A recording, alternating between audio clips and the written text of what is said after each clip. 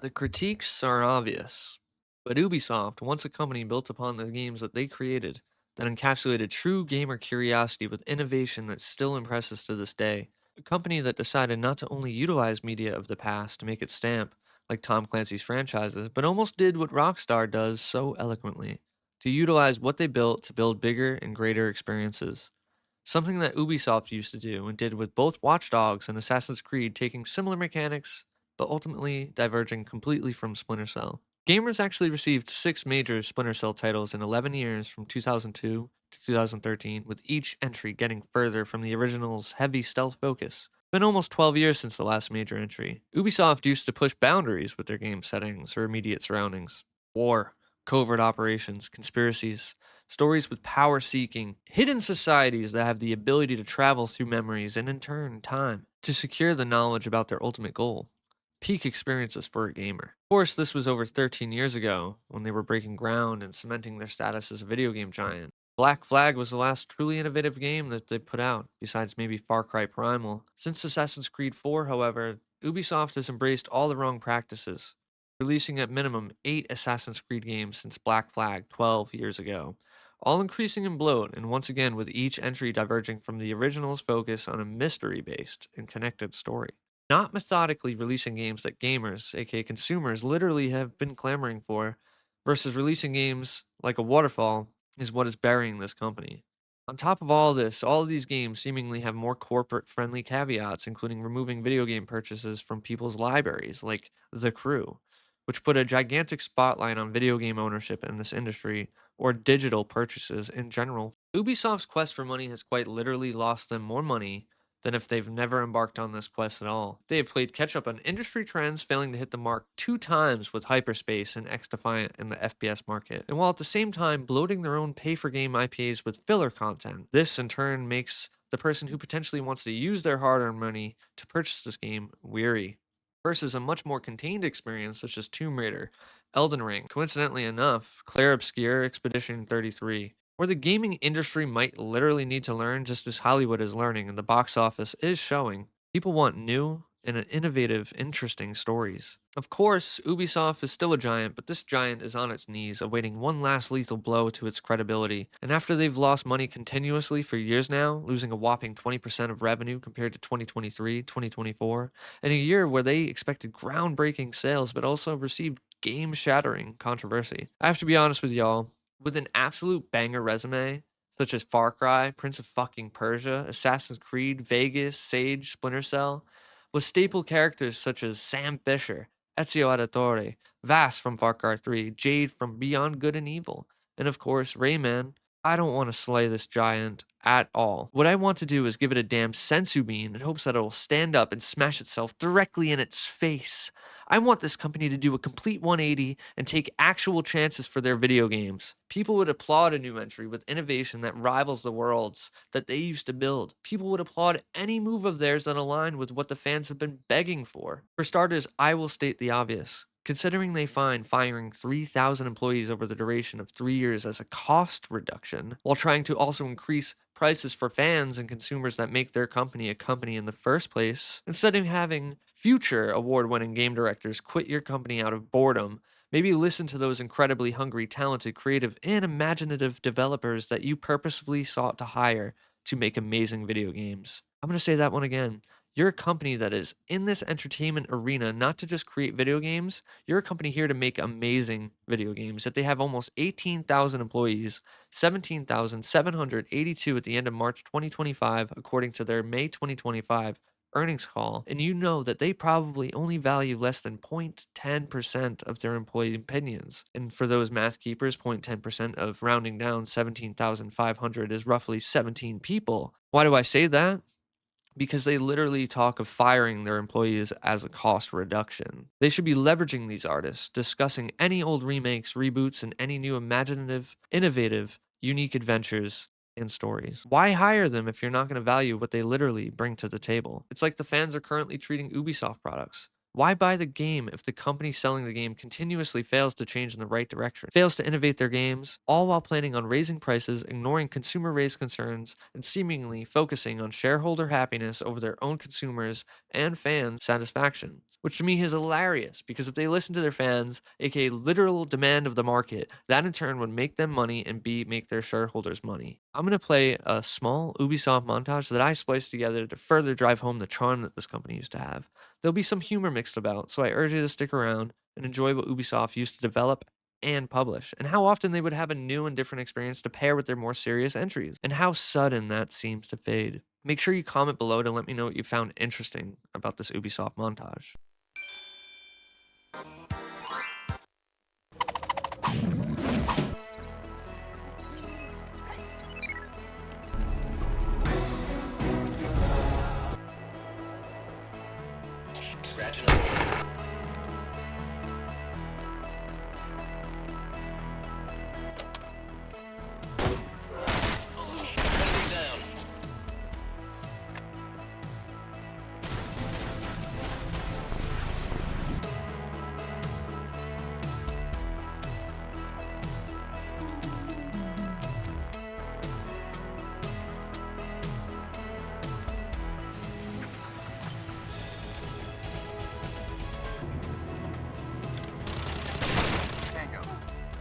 Hostile down. Mission.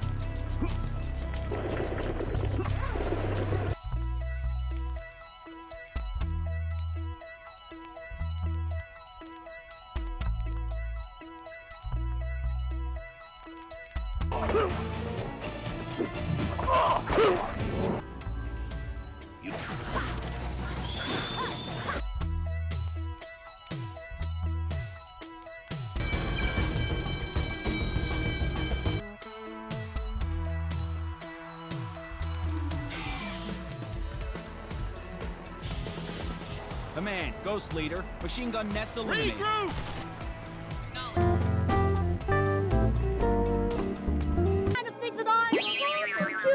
I'm sorry. I'm sorry. I'm sorry! I'm sorry!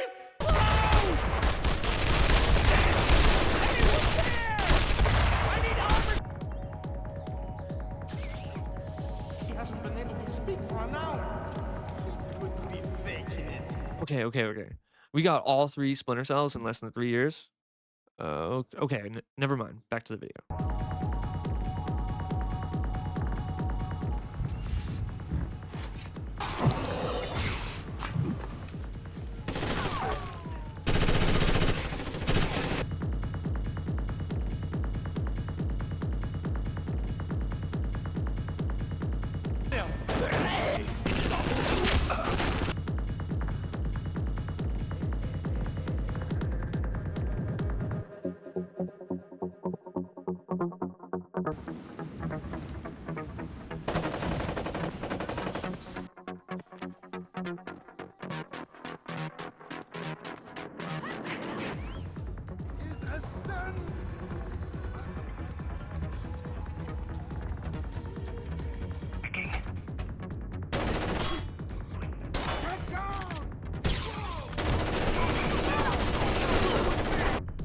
A living being seeks above all. Red Chopper, what's the high ground?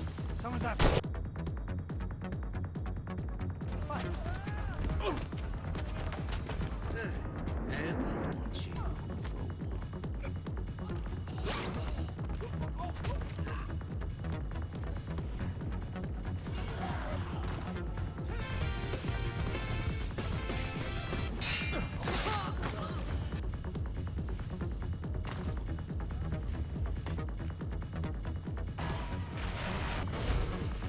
Keep this up! His body dumped like a mound of rubbish.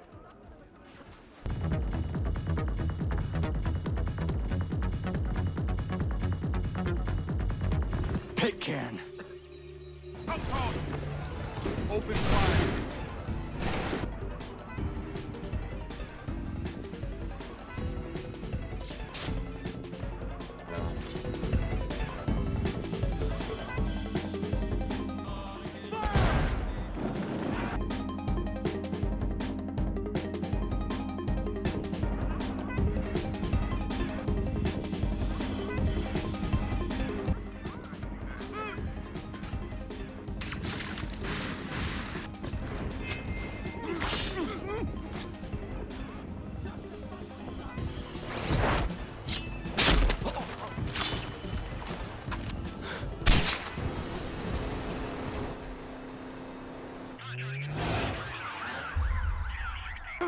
gonna give me my money? Where's my money, man?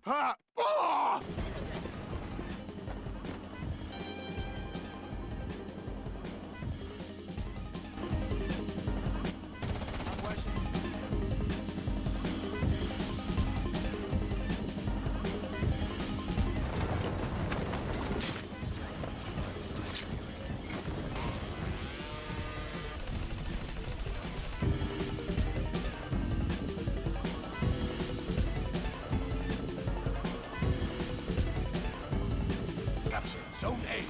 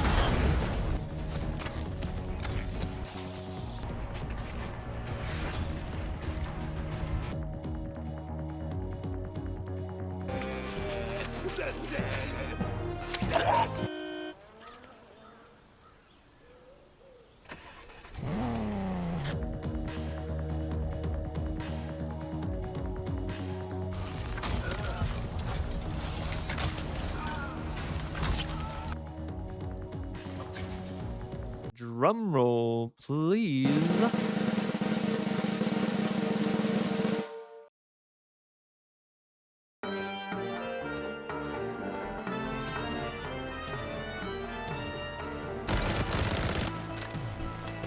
Zone secured.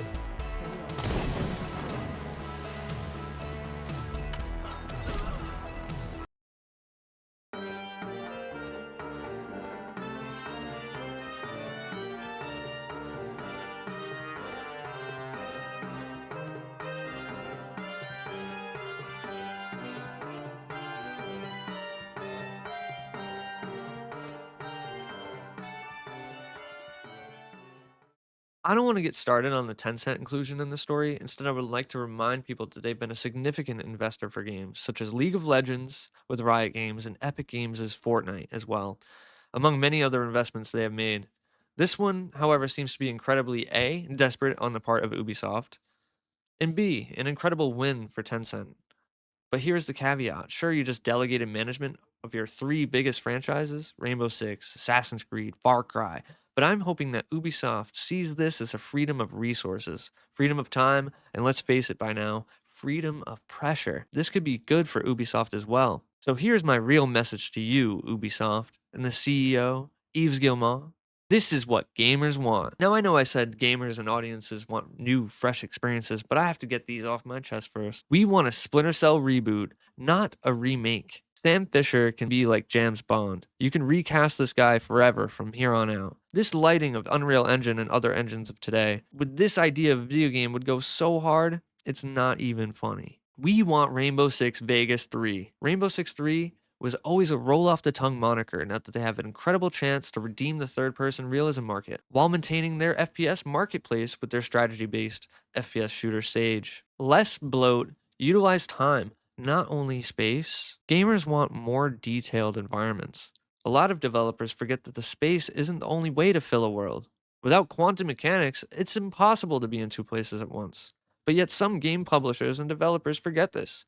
Just like characters are altered by their encounters, map locations can be treated as such. Locations can have 24 hours, 7 days a week life cycle, along with possibly randomized tendencies. We don't need to walk 3,000 miles or 5,000 kilometers from the Atlantic to the Pacific to feel immersion and satisfaction. You don't need to build Texas. You just need to build contained, lived in worlds that truly feel different and alive, without the old redundant tried and true side quests that plague most open world games today. Go up this mountain with this glass of milk and give this milk jug to the mountain monk who is unable to walk down the mountain and no longer. Instead of having the player walk among a path to get the player to experience the world, while walking by still NPCs, countless unenterable abodes, showcase the buildings in the city you built. Give the game life. Don't extend the map, extend the location's lifespan. Ask yourself, how many times does a player visit a location? Have variety for any variations of time. Oh, this takes time and resources. Well, so does creating pores for facial features and pointless cutscenes, and so does making maps the size of Alaska. People now would be more interested in less fast travel and more variation of their surroundings, with variations in time, different people, different weather, special events such as a hailstorm, different events at different times of day, night, week, weekend, etc. This is all in one location, but the player can experience a multitude of things based on the time that they are there, versus fast traveling to a city to see the same guard stand in the same place, talk to the same NPC about the same subject. A ready game will be relished by the audience. Less microtransactions and more day one ready to play games. If any of these games arrive on the market, day one fully ready to be thoroughly enjoyed, any microtransactions they have will gladly sell like hotcakes. The store is supposed to be an addition to the video game at most, not the real main goal of the game as soon as the game drops. Because a gamer can smell where the real attention went to. Did it go to the game? Or did it go to the microtransactions meant to consistently siphon the hard-earned money from the consumers who purchased the game? I'll give you an example. Elden Ring in the DLC Shadow of the Erdtree. Shadow of the Erdtree sold 5 million copies in 3 days at $50 a pop. Power to the fans equals money to the company. Not only has Ubisoft freed up resources and time by offloading their 3 biggest franchises to their new Tencent subsidiary, not yet named, this can free up much needed resources for Ubisoft to reestablish itself with some groundbreaking games that they've been meaning to get to. Which brings me back to honorable mentions of games that the fans want updates on at minimum. Beyond Good and Evil 2, For Honor 2, Ghost Recon, possibly in a historic setting, maybe even World War II. For Ubisoft, focusing on getting their credibility back into respectability is #1 responsibility for them. For them to be able to do this, they need to throw away any sort of pride, stubbornness that has clearly held them back for almost a decade now. That's pride fucking with you.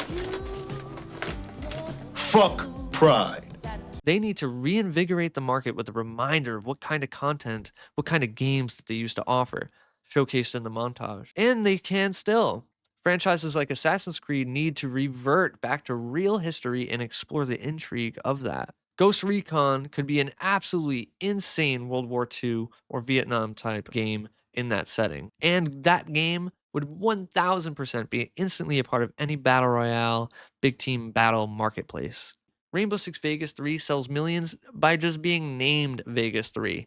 What people are craving for Ubisoft to do is a fun, difficult, punishing, realistic, beautifully lit Splinter Cell remake or reboot. I hope an entire reboot that does not hold your hand. On top of that, imagine Splinter Cell competitive online. That stealth, light, and almost puzzle-like competition between those two ideas would surely bring shooter fans and fans of games like Dead by Daylight together. Ubisoft, when you make these gigantic single-player experiences, which Splinter Cell Online would be wild, do not sell user data.